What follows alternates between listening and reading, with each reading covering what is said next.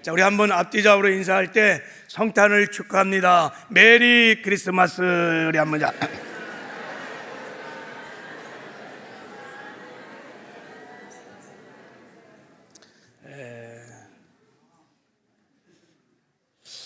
오늘 성탄절을 맞이해서 우리를 죄악 가운데 구원하여 우리의 심령을 보좌 삼고 우리 안에 임마누엘 하시기 위해서 오신 그 아기 예수를 찬양하고 경배하는 여러분들 가운데 오늘 이 성탄의 축복이, 성탄의 은혜가, 성탄의 영광이 충만히 임하는 은혜가 있기를 주님의 이름으로 축복합니다.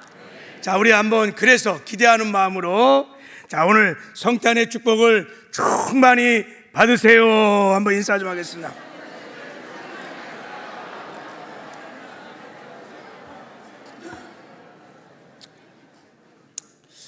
여러분, 성탄절 아침에 하나님께서 우리에게 주고 싶은 성탄의 축복이 무엇인지 아십니까?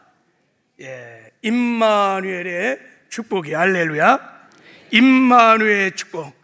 오늘 임마누엘의 축복을 깊이 깨닫고 또 경험하고 누리는 은혜가 있기를 주님의 이름으로 축복합니다.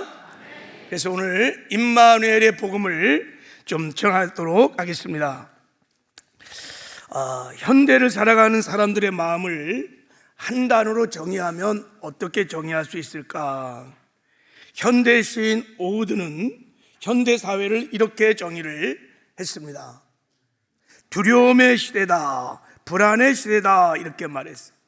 이 시대를 살아가는 사람들의 주된 감정이 뭐냐면 두려움이라는 거예요. 두려움. 저 그림 좀 보세요. 모든 사람이 다 두려움에 떨고 있다는 거예요. 참, 여러분, 지금 인류 역사상 우리가 가장 풍요로운 시대를 살아가고 있습니다. 근데 역설적으로 가장 불안하고 두려움에 떨고 있습니다. 질병에 대한 두려움, 가난에 대한 두려움, 실패에 대한 두려움, 진로, 직장, 불확실한 미래에 대한 두려움이 있습니다. 인간과의 갈등에 대한 두려움도 있고, 인정받지 못할까, 사랑받지 못할까 두려워하고 있습니다. 노후에 대한 두려움, 죽음에 대한 두려움, 전쟁에 대한 두려움, 그리고 재난과 사고에 대한 두려움, 요즘은 경제 때문에 굉장히 사람들이 두려워하고 있어요. 제가 이렇게 인터넷을 조사해 보니까 미국에서 수면제가 1년에 7억 알이나 소비가 되는데, 7억 알. 이것은 미국 사람이 먹는 수면제가 하루에 그러니까 1900만 알이 된다는 거야. 그러니까 1900만 명이 매일 그냥 잠을 못 자는 거야. 불안하고 두려워서 수면제 없이는 잠을 자지 못하고 있는 거예요. 한국 상황은 어떨까? 제가 수면제가 얼마나 팔린가 조사해 봤더니 데이터가 없어. 아무튼 한국은 심하면 심했지 덜하지는 않을 것 같습니다. 두려움은 비단 어른들에게만 있는 것이 아닙니다. 아이들도 청년들도 노인들도 다 사실은 깊이 마음에 들어가 보면 두려움에 떨고 있습니다. 설문조사를 보니까 대한민국 청년의 약 80% 이상이 미래에 대한 두려움이, 이 불확실한 미래에 대한 두려움이 한창 꽃을 피울 청년들도 두려워하고 있어요. 4명 중에 1명은 심각한 불안장애 증세를 한 번은 다 경험했다고 합니다. 하나님이 성경에 두려워하지 마라 이런 말을 365번을 기록했다는 거예요. 전 뭐 쉬어보진 않았지만 무엇을 말하는 것입니까? 사람들이 365일 늘 불안해하고 두려워한다는 거예요. 자, 왜 사람들은 이렇게 두려워하는 것일까요? 이 두려움의 정체는 도대체 무엇일까요? 이 두려움은 어디서 오는 것일까요? 사람들은 흔히 생각하기를 두려움의 원인들은 어떤 환경의 열악감에서 찾습니다. 돈이 부족해서 그런 거지, 건강이 부족해서, 안전이 부족해서, 흔히 세상에 가치가 있다고 생각하는 것들에 대해 내가 가지지 못해서 부족해서 두렵다고 생각합니다. 이런 것 때문에 우리가 잠시 두려워할 수는 있을 거예요. 그러나 돈도 많고 건강하고 높은 지위에 있는 사람들도 다 실존적인 두려움을 다 갖고 있습니다. 그래서 도무지 이게 어디서 오는 두려움일까? 우리의 삶의 존재를 흔들어 버리고 있는 이 불안, 이 두려움은 어디서부터 오는 것일까? 여러분, 성경을 보면 사람들이 타락하기 전에는 두려움이 없었어요. 두려움이 뭔지도 몰랐습니다. 타락하기 전 에덴 동산에는 두려움이 없었습니다. 전혀 없었습니다. 그런데 아담과 하와가 마귀의 미혹을 받고 죄를 짓는 순간, 하나님을 떠나는 순간 두려움이 밀려왔다고 성경은 말합니다. 자, 성경 창세기 3장 9절 10절에 보면 여호와 하나님이 아담을 부르시며 이르시되 내가 어디 있느냐? 이르되 내가 동산에서 하나님의 소리를 듣고 내가 벗었으므로 두려워하여 숨었나이다. 여러분 한번 상상을 해보세요. 두려움에 벌벌 떨고 있는 아담을 한번 보십시오. 왜 아담이 이렇게 두려워하고 있는 것일까요? 마귀의 미혹을 받아 죄를 지어서 하나님을 떠났기 때문입니다. 하나님의 임재 안에서 벗어났기 때문인 것입니다. 그러면 이 두려움의 실체는 뭘까요? 무엇을 아담은 저렇게 두려워하고 있을까요? 그것은 죽음입니다. 네가 먹으면 정녕 죽으리라. 근데 먹었어요. 그래서 여러분, 죄로 인한 죽음이 밀려온 것입니다. 죄와 사망에 대한 두려움인 것입니다. 그래서 아담 이후로 모든 타락한 사람들은 죽음을 두려워하는 거예요. 그래서 성경은 인생을 정의하기를 간단하게 정의합니다. 죽기를 무서워함으로 일생에 매여 종노릇하는 모든 자들이라고 성경은 딱 정의를 하고 있는 거예요. 죽기를 무서워함으로 일생에 다 종노릇한다는 거예요. 누구에게 종노릇해요? 마귀에게. 이 세상에 죽음을 두려워하지 않은 사람은 단 한 사람도 없습니다. 사람은 다 한 번은 죽는 것인데 모든 사람이 다 죽음을 두려워합니다. 그래서 죽을 사자도 싫어하고 죽음을 생각하지도 않습니다.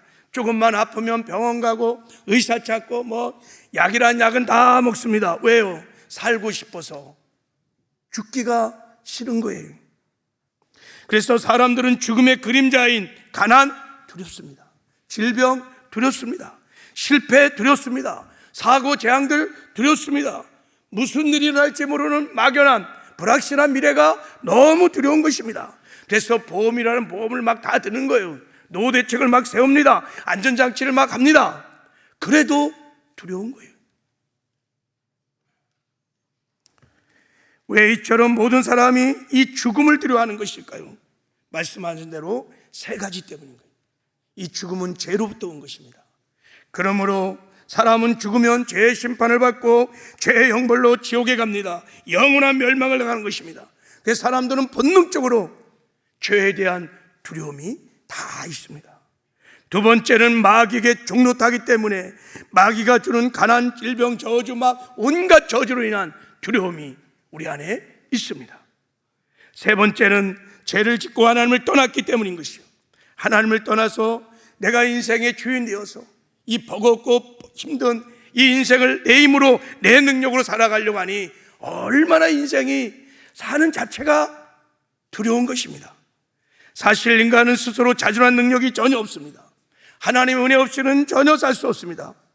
그런 사람이 하나님을 떠나서 마치 물 떠난 물고기처럼 살아가니 여러분 삶이 얼마나 불안하고 얼마나 두렵겠습니까? 인간 불행의 궁극적인 목적은 그래서 여러분 사실은 돈이 아닙니다. 경제가 아닙니다. 그리고 여러분 질병의 문제도 아닙니다. 그것은 성경은 분명히 말하는데 인간 불행의 궁극적인 문제는 죄의 문제예요. 마귀의 문제예요. 하나님과 관계가 깨지면서 하나님을 떠난 것이 문제인 것입니다.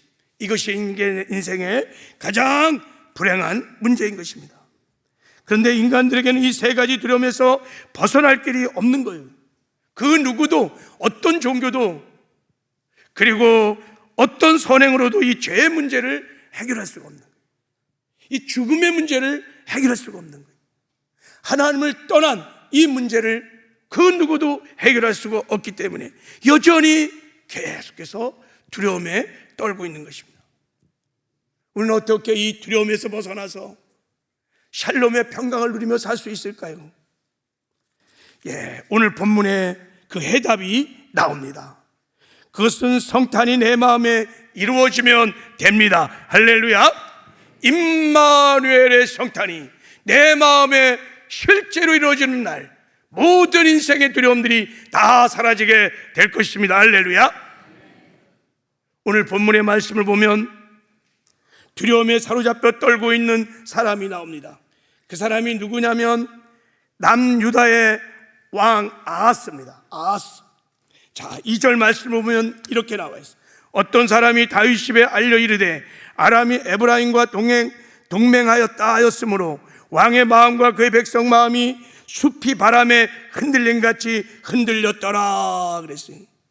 여러분, 남북 왕조가 갈라진 다음에 남유다와 북이스라엘이 적대 관계가 되었어요. 그때 북이스라엘의 베가 왕이 아람 왕 르신과 동맹을 맺어서 연합군을 이루어서 남유다를 치고 들어온 거예요. 막 파죽지세로 막 치고 막 들어온 거예요. 그러니까 이스라엘 백성과 아하스 왕이 너무너무 들어오는데 성경이 이렇게 말합니다. 왕의 마음과 그 백성이 숲이 바람에 흔들림 같이 흔들렸더라. 마치 사시나무 떨듯이 막 벌벌벌벌 떤 것이. 이 아하스 왕이, 이 두려움에 떨고 있는 아하스 왕, 너무너무 두려우기 때문에 아하스 왕이 고민을 하고 있는 거예요. 그 당시 강대국이었던 아수르 제국의 도움을 청할까? 두려움 가운데 하나님이 이를 기뻐하지 않으셨습니다. 하나님의 백성들이 이방 나라를 의지하고 우상을 숭배하는 것을 싫어하셨어요. 그런데도 불구하고 자꾸 아하스 왕은 지금 두려우니까 이방 나라를 의지하려고 하는 것입니다. 여러분, 이 아하스 왕의 이 두려움에 떨고 있는 이 모습은 현대를 살아가는 우리들의 모습을, 우리의 자화상이 아닌가 생각합니다. 아하스 왕이 전쟁을 사실 두려워했거든요. 근데 사실은 죽음을 두려워하고 있는 거예요. 왜 두려워하고 있습니까? 두말할 것도 없이 하나님을 믿지 못하는 거예요. 하나님이 나와 함께 한다는 임마누엘을 지금 믿지 못하는 거예요. 하나님이 민족 가운데 함께 있다는 것을 믿지 못하는 거예요. 그래서 하나님께서 이사야 선지자를 아하스 왕에 보냈습니다. 그리고 이렇게 말했습니다. 자, 우리 한번 이 말씀을 같이 한번 읽어보겠습니다. 시작. 그에게 이르시기를 너는 삼가 종용하라. 아라방 르신과 르말랴 아들이 심히 노할지라도 연기나는 두 부직갱이 구리텅이에 불과하니 두려워 말라, 낙심치 말라 그랬어. 아하스 왕아, 너희들을 쳐러왔던 그 두 연합국은 마치 부직갱이 같은 나무 토막에 불과해. 그러니 낙심하지 마, 절망하지 마, 두려워하지 마. 하나님이 위로함에도 불구하고 여전히 아하스 왕은 두려워하고 있었습니다. 여전히 근심하고 불안해하고 있었습니다. 하나님, 두 나라가 쳐들어왔어요. 큰일 났습니다. 어떻게 합니까? 다 죽게 되었습니다. 그때 하나님께서 결코 두려워할 수 없는 한 징조를 아하스 왕에 보냅니다. 이게 바로 성탄의 말씀, 임마누엘의 말씀인 거예요. 자, 같이 한번 읽겠습니다. 시작. 그러므로 주께서 친히 징조로 너에게 주실 것이라. 보라, 처녀가 잉태하여 아들을 낳을 것이요 그 이름을 임마누엘이라 하리라. 결코 네가 두려워할 수 없는, 내가 확실한 표징을 너에게 보여주라. 보라, 처녀가 잉태하여 아들을 낳을 것이요 그 이름을 임마누엘이라 하리라. 그래서 앞으로 700년 후에 성탄의 비밀을 알려주는 것입니다. 창조주 하나님이, 전능하신 하나님이 처녀의 태를 빌려 잉태하여서 사람의 아들로 이 땅에 오실 것이다. 그래서 우리의 죄를 사해 주시고 우리의 마음을 보좌 삼고 하나님께서 직접 임마누엘 하실 것이다. 하나님은, 네가 믿는 하나님은 임마누엘의 하나님이니라. 그러므로 두려워하지 말거라. 내가 너희들과 함께하느니 두려워하지 말거라 하고 말씀을 하신 거예요. 여러분, 하나님 우리와 함께 하십니다. 우리 하나님은 어떤 하나님이시냐? 우리와 함께 하시는 임마누엘의 하나님이십니다. 이게 비로소 믿어지면 우리 삶의 온갖 모든 두려움이 한순간에 사라지게 될 것입니다. 죄도 이기고 세상도 이기고 마귀도 이기고 온갖 저주를 이기는 여호와 니시의 승리가 이때 될 것입니다.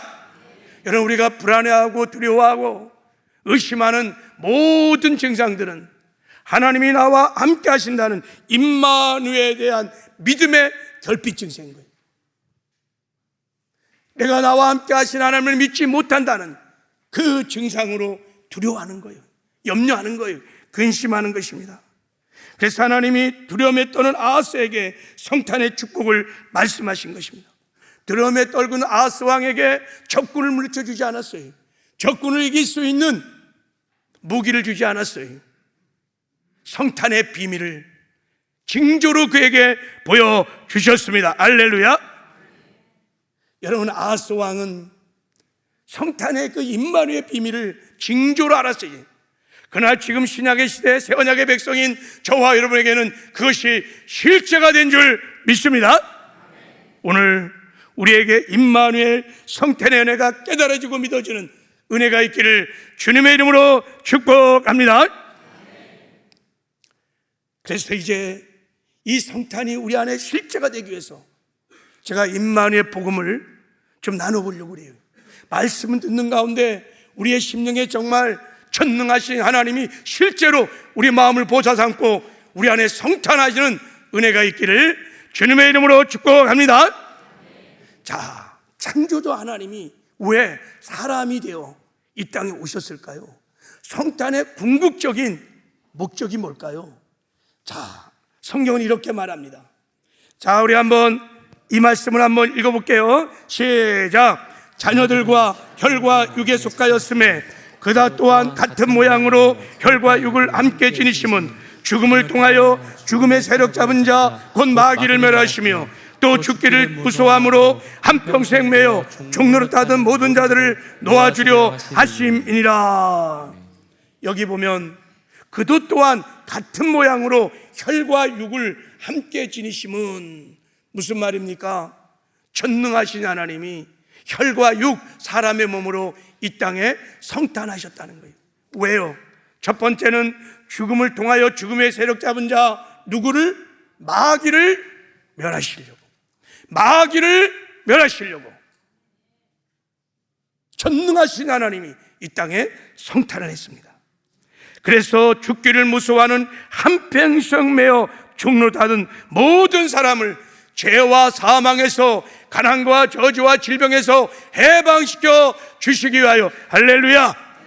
이것이 성탄의 목적입니다. 어떻게 그렇게 하셨을까요? 자, 성탄을 통해서 그 일을 하셨는데 이것이 바로 하나님께서 아하스 왕에 보여준 이 비밀이 여기에 있는 것입니다. 우리 한번 이 말씀을 다시 한번 읽겠습니다. 시작. 그러므로 주께서 친히 징조를 너에게 주실 것이라. 보라, 처녀가 잉태하여 아들을 낳을 것이요 그 이름을 임마누엘이라 하리라. 자, 이 말씀을 잘 보면 보라, 처녀가 잉태하여 아들을 낳을 것이요 라고 말씀을 먼저 하세요. 두 번째는 그 이름을 임마누엘이라 하라 이렇게 말씀하십니다. 처녀가 잉태하여 아들을 낳는다는 것은 무슨 뜻입니까? 무슨 은혜를 주시게 하여 처녀가 잉태하여 아들을 낳는 것입니까?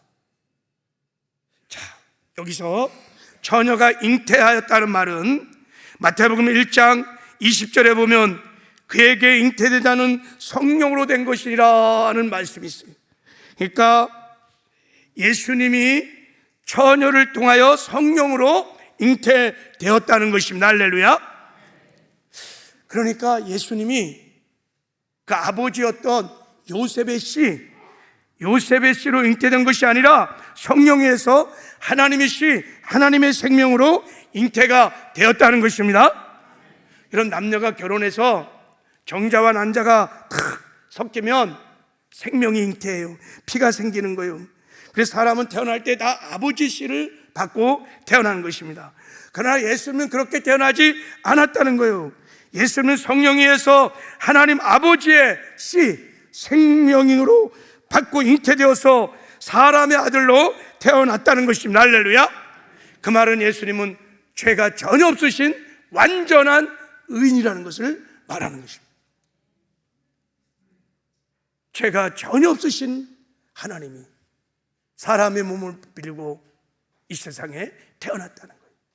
그리고 이렇게 말합니다. 아들을 낳을 것이라 이렇게 말했어요. 아들을 낳을 것이라. 이 말씀은 예수님이 사람의 아들로 출산하게 된다는 것입니다. 성령으로 잉태된 생명이 마리아의 태를 빌려서 아들로 출산된다는 거예요. 즉 피를 흘릴 수 있는 사람의 몸으로 태어나게 된다는 것입니다. 왜 하나님께서, 영이신 하나님께서 사람의 몸으로 태어났을까요? 그것은 피 흘림이 없이는 죄사함이 없기 때문인 것입니다. 우리에게 죄사함의 은혜를 베풀어 주려면 반드시 피 흘림이 필요한 거예요. 근데 이 피는 어디 있느냐? 여러분, 이 생명이 필요해요. 사망을 우리가 대속하려면 생명이 필요한데, 그래서 생명의 피를 쏟아줘야 되는데 그 생명은 어디 있느냐면 피 속에 있는 거예요.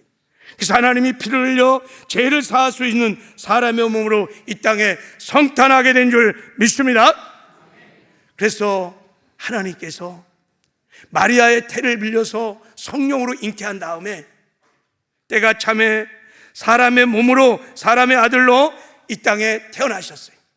그리고 예수님께서 이제 저와 여러분의 죄를 다 짊어지시고 그 죄값으로 십자가에 못 박혀 피 흘려 죽으셨습니다. 그래서 우리의 모든 죄 영벌을 다 사해 주시는 우리의 구주가 되어 주셨습니다. 그리고 예수님은 사망 권세를 파하시고 장사한 지 3일 만에 부활하셨습니다. 그리고 우리에게 부활의 생명을 주시는 생명의 주가 되어 주셨습니다. 그러므로 이제 누구든지 회개하고 예수를 믿기만 하면 그 예수의 피공로로 죄사함을 받습니다. 영생을 얻습니다. 하나님의 자녀가 됩니다. 죄와 사망의 두려움에서 해방됩니다. 할렐루야. 모든 가난, 저주, 질병의 두려움으로부터 해방됩니다. 이게 성탄의 은혜예요. 이게 성탄의 축복인 것입니다. 그리고 오늘 하나님이 아하스 왕에 계시하는 이 성탄의 비밀은 또 하나 놀라운 비밀이 있어요. 예수님이 성탄을 하신 또 하나의 목적이 뭐냐면, 그 이름을 임마누엘이라고 하라는 거예요. 여러분, 이 말은 무슨 말이냐? 임마누엘, 함께 사는 것, 마누, 우리와, 엘, 하나님이 우리와 함께 사신다, 이런 뜻이에요.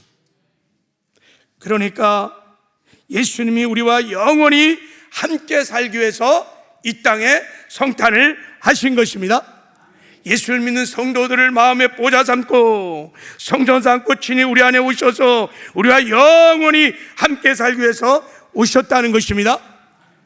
그래서 임마누엘의 축복이 성탄의 축복인 거예요. 예수님께서 우리를 위하여 십자가에 죽으신 것은 언제 어디든지 우리와 함께 살려고 죽으신 것입니다. 예수님이 우리와 임마누엘 하시기 위하여 성육신도 하셨고, 우리와 임마누엘 하시기 위해서 십자가에 죽으셨고, 우리와 임마누엘 하시기 위해서 부활하셨습니다. 우리와 임마누엘 하시기 위해서 승천하셨고, 우리와 영원히 임마누엘 하기 위해서 주의 성령으로 우리 안에 오셔서 우리와 함께 하시는 것입니다. 그래서 임마누엘 성탄에 이런 은혜를 받은 자들은 이렇게 고백하는 거예요.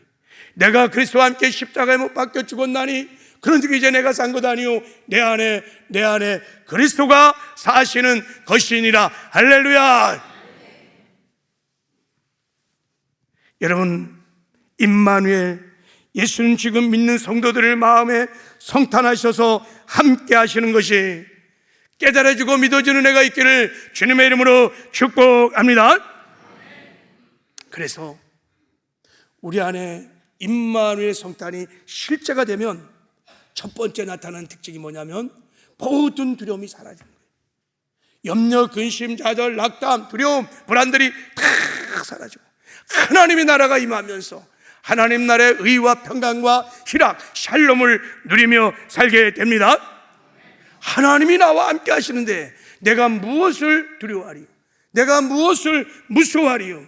전능하신 하나님이 나와 함께 하시는데 누가 나를 대적하리요? 그래서 로마서 8장 31절에 보면 하나님이 우리를 위하시면 누가 우리를 대적하리요? 대적하여 이길 자가 없다는 거예요. 할렐루야. 성탄의 메시지는 두려워하지 말라는 거예요. 내가 너희들과 함께 한다는 것입니다. 놀라지 마라. 내가 너의 하나님이 되리라. 내가 너를 굳세게 하리라. 내가 너를 도와주리라. 참으로 의로운 오른손으로 너를 붙들어 주리라. 여러분, 모세가 죽고 두려움에 떨고 있는 여호수아에게 임마누엘 하나님이 나타나셔서 이렇게 말씀하셨어요. 내 평생에 너를 대적할 자가 없으리니 내가 모세와 함께 있었던 같이 너와 함께 있을 것입니다. 내가 너를 떠나지 아니하며 버리지 아니하리니 강하고 담대하라. 너는 내가 그들의 조상에게 맹세하여 그들에게 주리라 한 땅을 이 백성에게 차지하게 하리라. 내가 내게 명령한 것이 아니라 강하고 담대하라. 두려워하지 말라. 놀라지 마라. 내가 어디로 가든지 내 하나님 여호와가 너와 함께 하느니라. 오늘 성탄절 이 아침에 하나님이 저와 여러분에게 하시는 말씀인 줄 믿습니다. 1956년 몽고베리비스 보이코 운동을 이끌었던 마터 루터 킹 목사님은 매일같이 쏟아지는 살인 협박에 시달리고 있었습니다. 어느 날 밤에 늦은 시각에 걸려온 한 통의 전화 때문에 그냥 영혼욕에 그냥 완전히 무너지는 두려움에 사로잡혔어요. 전화에 무슨 소리가 들렸냐면 이 자식아 당장 도시를 떠나거라. 내 집을 폭파하여 너를 다 죽일 것이다. 킹 목사는 두려움에 몸을 떨며 부엌에 앉아서 하나님께 기도하기 시작했습니다. 하나님, 저는 이제 한계에 도달했습니다. 저는 더 이상 갈 길을 모르겠습니다.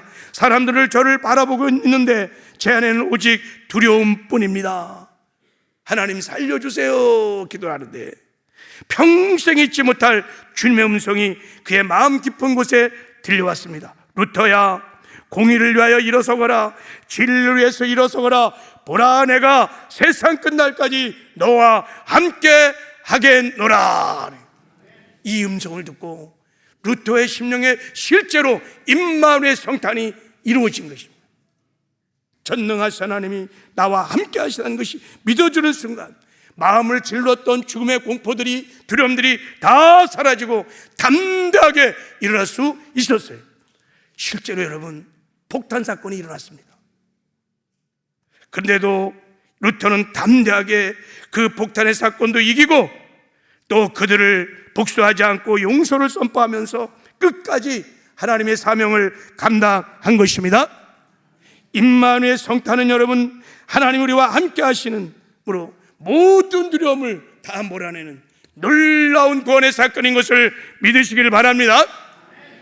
다니엘서에 보면 바벨론의 느부갓네살 왕이 금신상에 절하지 않는 사드락, 메삭, 아벳노고를 평소보다 7배나 뜨거운 풀무불에 딱 집어넣습니다.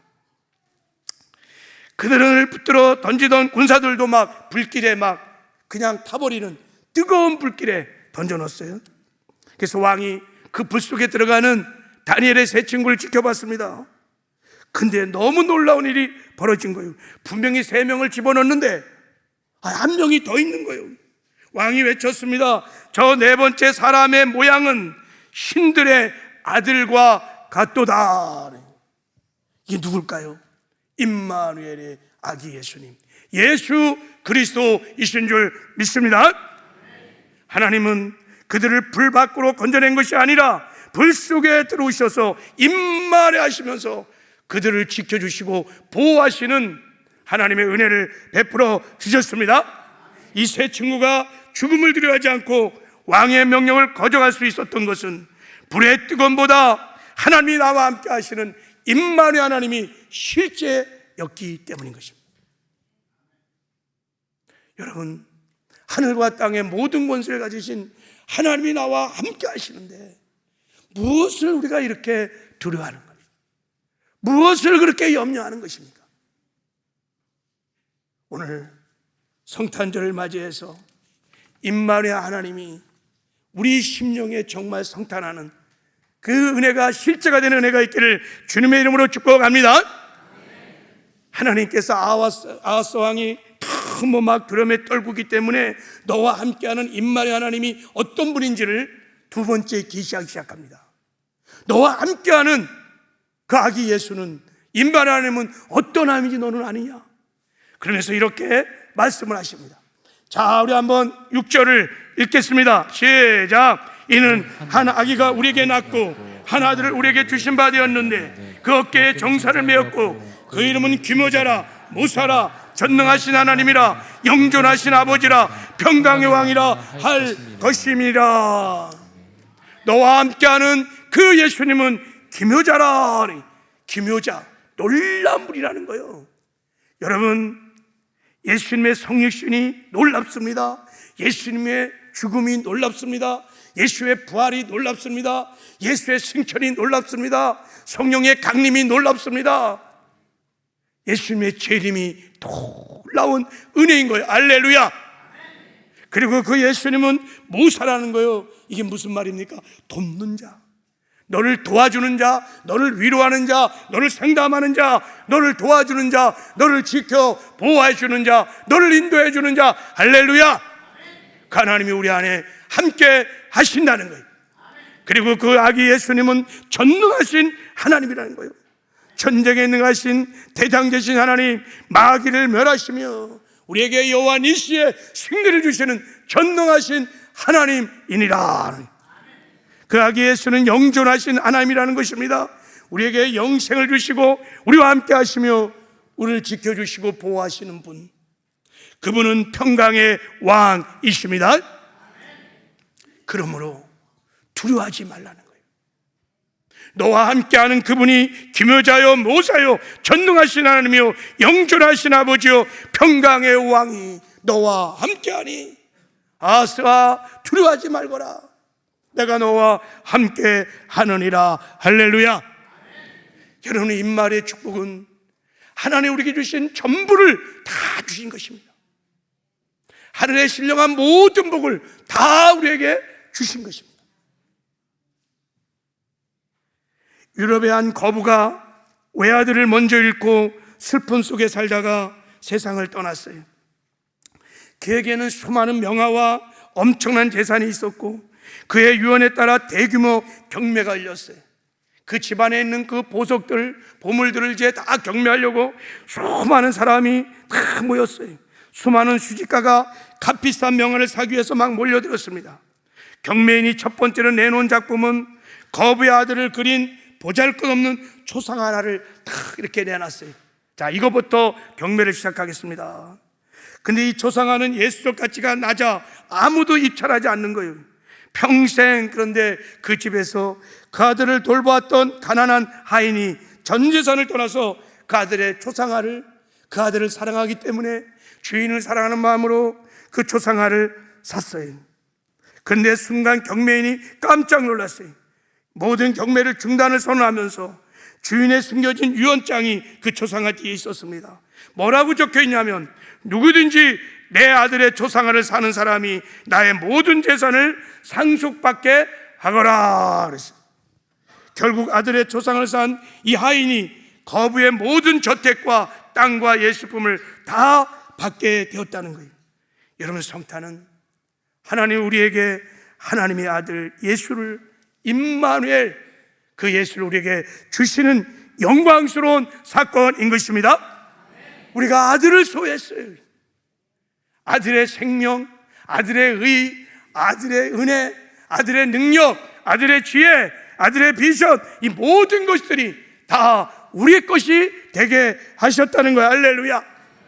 그러므로 여러분, 임마누엘의 은혜를, 이 성탄의 축복을 받은 사람은 여러분 부족함이 없는 거예요. 더 이상 무슨 은혜를 구하겠어요? 우리가 임마누엘의 은혜를 받았는데 더 이상 우리에게 무엇이 더 필요하겠습니까? 하나님은 이 성탄이 실제가 되어서 임마누엘의 축복을 누리며 임마누엘의 축복의 그 은혜를 누리며 살기를 원하십니다. 그래서 가는 곳마다 이 성탄의 기쁜 소식이 임마누엘의 복음이 증거되어서 수많은 죽어가는 영혼들이 주께로 돌아오기를 원하십니다. 할렐루야. 말씀을 맺겠어요. 이 성탄날 정말 성령의 계시로 임마누엘의 축복이 임마누엘의 은혜가 깨달아지고 믿어지는 은혜가 있기를 주님의 이름으로 축복합니다. 이제부터 여러분 내 마음에 성탄하신 전능하신 하나님을 믿고 믿음의 눈을 열어 그 주님만 바라보시기를 바랍니다. 그리고 주님과 동행하면서 임마누엘의 영광을, 축복을, 은혜를 누리며 사시기를 주님의 이름으로 축복합니다. 그러면 여러분이 가는 곳마다 임마누엘의 영광이 드러나고 나타나기 시작할 것입니다. 성탄의 기쁜 소식이 증거되기 시작할 것입니다. 수많은 영혼이 주께 돌아오는 구원의 역사도 일어날 것입니다. 이것이 성탄의 축복인 것입니다. 이 축복을 누리는 자만이 기쁨과 감격으로 메리 메리 크리스마스 아기 예수를 경배하게 될 줄 믿습니다. 이런 은혜가 우리 모두에게 있기를 주님의 이름으로 축복합니다.